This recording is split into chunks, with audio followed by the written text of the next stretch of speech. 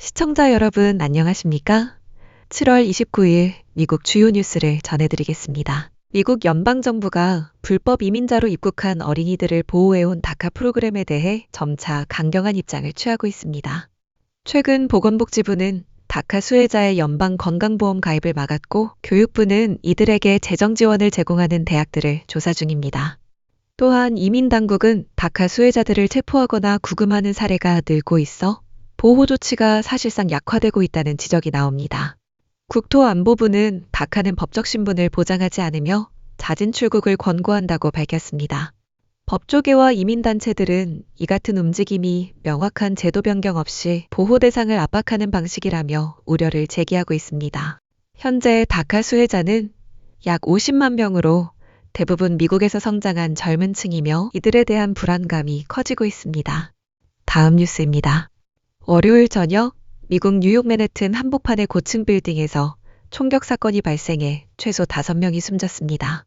범인은 27세 셰인 타무라로 NFL 미식축구연맹 본부를 겨냥했던 것으로 보이나 엘리베이터를 잘못 타 다른 층으로 향한 것으로 알려졌습니다. 뉴욕시 에릭 아담스 시장은 범인이 NFL 직원들을 노렸던 정황이 있다고 밝혔고 사건 당시 루딘 매니지먼트 사무실에서 총기를 난사했다고 전했습니다. 이 총격으로 블랙스톤의 고위임원 웨슬리 르페트너와 뉴욕 경찰관 등 여러 명이 희생됐으며 범인은 현장에서 스스로 목숨을 끊었습니다. 시장 측은 루딘 측이 마련한 방탄문과 대피 공간 덕분에 더욱 큰 인명피해를 막을 수 있었다고 밝혔습니다. 현장에는 민간 경비 업무로 배치돼 있던 뉴욕시경 소속 디다룰 이슬람 경관이 총에 맞아 숨졌고 그는 방글라데시 출신 이민자로 두 아들의 아버지였습니다. 다음 뉴스입니다. 미국 대형 철도 회사인 유니언 퍼시픽과 노퍽 서던이 720억 달러, 약 100조 원 규모의 합병을 발표하며 미국 최초의 대륙횡단 화물철도 탄생이 예고됐습니다. 이번 합병은 역사상 최대 규모의 철도 인수합병으로 서부 지역을 운행하던 유니언 퍼시픽과 동부 노선을 맡은 노퍽 서던이 손잡으며 미국 전역을 연결하는 노선을 구축하게 됩니다. 양사는 합병이 물류 효율을 높일 것이라고 밝혔지만 업계와 고객들 사이에선 서비스질 저하와 운임 상승에 대한 우려도 제기되고 있습니다. 특히 미국 반독점 규제를 관장하는 정부기관들이 이번 거래를 승인할지 여부가 관건이며 이는 현 정부의 시장 경쟁 정책을 가늠하는 시험대가 될 전망입니다. 전문가들은 이번 합병이 승인되면 나머지 대형 철도 회사인 BNSF와 CSX 역시 경쟁을 위해 합병에 나설 수 있다고 분석하고 있습니다. 합병이 완료되면 석유, 목재, 농산물 등 주요 산업물자의 해안 간 수송이 한층 간편해질 것으로 예상되지만 최종 승인은 수개월에서 수년이 걸릴 수 있습니다. 다음 뉴스입니다. 트럼프 대통령의 관세 정책으로 인해 자동차 제조사 스텔란티스가 올해 약 17억 달러, 한화로 약 2조 3천억 원에 달하는 손실을 입을 것으로 예상됩니다. 크라이슬러, 지프, 푸조 등을 보유한 스텔란티스는 2025년 하반기에 타격이 집중될 것이라며 이미 상반기 중 약 3억 유로의 손실이 발생했다고 밝혔습니다. 특히 미국 내 25% 수입 관세가 북미 생산 차량에 직접 적용되면서 캐나다와 멕시코 공장에서 제조되는 지프와 다찌 브랜드가 영향을 받고 있습니다. 유럽연합과 일본이 미국과 관세 합의를 맺은 가운데 업계에서는 디트로이트 빅3가 북미 자유무역협정 재협상을 요구할 가능성도 제기되고 있습니다. GM은 올해 2분기에만 11억 달러의 관세 비용을 부담했고 복스바겐도 상반기 중 15억 달러 규모의 타격을 입었다고 보고했습니다. 스텔란티스는 장기 시나리오에 따라 대응하고 있으며 각국 정책 당국과의 협의도 지속하고 있다고 밝혔습니다. 다음 뉴스입니다. 미국 민주당이 텍사스 선거구 재조정을 막기 위해 2천만 달러, 우리 돈 약 270억 원 규모의 대응 기금을 마련했습니다. 트럼프 대통령은 선거구를 다시 나눠 텍사스에서 공화당 의석 5석을 더 얻고 하원 다수당을 유지하겠다는 계획을 추진 중입니다.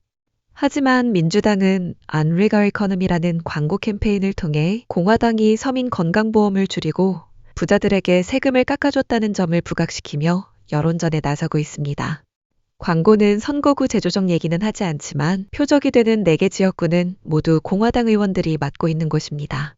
민주당은 자원봉사자 3만 명을 투입해 텍사스 유권자들에게 직접 전화를 걸며 트럼프 대통령과 에벗 주지사가 선거에 유리하게 지도를 바꾸려 한다는 점을 알리고 있습니다. 민주당은 특히 최근 텍사스를 덮친 홍수 피해를 공화당이 정치적 계산에 이용하고 있다며 강하게 비판하고 있습니다. 다음 뉴스입니다. 유엔 산하 식량안보기구 IPC가 가자지구 전역에서 기아 상황이 현실화되고 있다고 경고했습니다. 보고서에 따르면 대부분 지역의 식량 섭취가 기근 기준에 도달했으며 가자시에서는 아동 영양실조가 극심해졌습니다.